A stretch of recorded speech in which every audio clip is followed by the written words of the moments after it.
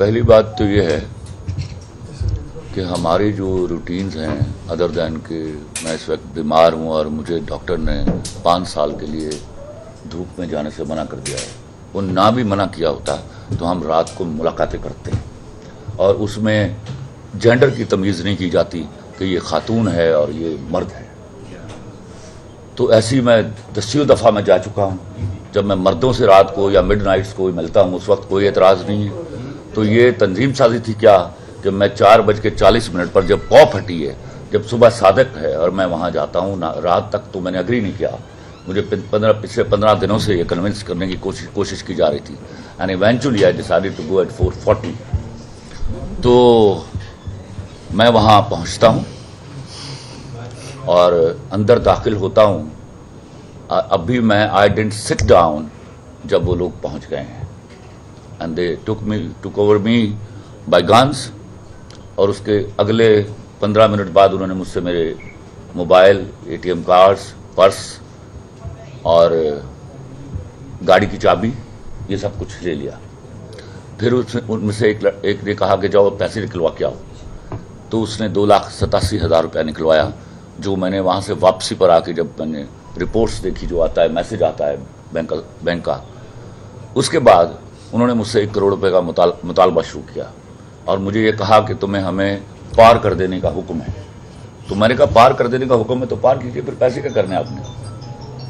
پھر مجھے ڈرایا گیا، او تو اتنا بڑا آدمی، میرا دل نہیں کر رہا کہ تینوں جانوں مار دیا. یہ سب ڈرامے بازی ہو رہی ہے. ایک بندے کا نام انہوں نے ہیکر رکھا، وہ ہیکر مجھ سے موبائل لے کے میرے سامنے اس طرح بیٹھا دیکھ رہا ہوتا ہے. واز ٹاکنگ ٹو می اور مجھ سے کہہ رہا تھا کہ پیسے دے دو تو بچے تھے، جان بچ جائے گی. میں نے کہا پیسے میرے پاس نہیں ہیں. کرتے کرتے انہوں نے مجھے، ایک SP کا فون آ رہا ہے، اس کو باہر فون کرنے چلے گئے ہیں. آرڈر آیا جی انہوں پار کر دو. میں جی پار کر دو. اور تینوں موت کو ڈر نہیں لگ رہا؟ میں کہ لگتا ہے، اللہ معاف کرے، لیکن رب تو بعد میں موت تو یقین ہے میرا. I can't pay you this much of money. کرتے کرتے میں نے ان کو کہا ایک طریقہ ہے کہ میں I can arrange for 10 lakh of rupees. تو میں اپنے دوست کے سے بات کرتا ہوں اور مجھے اس کو گریوٹی آف دا ایشو بتانا پڑے گی.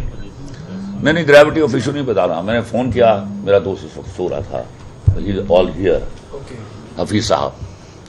اس کے بعد انہوں نے 10 لاکھ کسی کی کرنا ہے، 20 لاکھ تو تیری ریکی تے لگ گیا، ساڈا سال تو اسی تیری ریکی کر. اچھا، میں نے کہا. اب میں بے بس تھا، بیٹھا ہوا تھا اور وہ مجھے بار بار ٹارچر کر رہے تھے ذہنی طور پر، اور مجھے بتایا جا رہا تھا کہ تمہیں پار کر دینے کا حکم ہے. میں نے کہا بھائی پار کر دینے کا حکم ہے تو پیسے کیوں مانگتے ہو مجھ سے؟ That's it.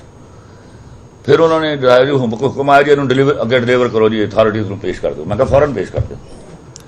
6:30 بجے انہوں نے وہاں سے مجھے گاڑیوں میں بٹھایا، مجھے میرے پٹی باندھی آنکھوں میں، مجھے لے کے وہ نکل گئے اور بڑی تیز رفتاری سے جا رہے تھے وہ.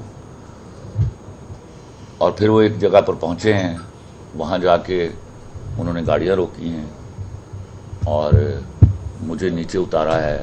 ایک نہر کا پل تھا، وہاں مجھے بٹھایا ہے 1.25 گھنٹہ. پھر دوسری طرف سے وہ آئے ہیں، پھر ہم اوپر چڑھے ہیں، دوبارہ ادھر گئے ہیں، پھر گاڑیوں میں بٹھایا اور پھر وہ اس نامعلوم جگہ پر لے گئے ہیں جہاں انہوں نے مجھے کچھ 3 گھنٹے ذہنی اور جسمانی تشدد کیا.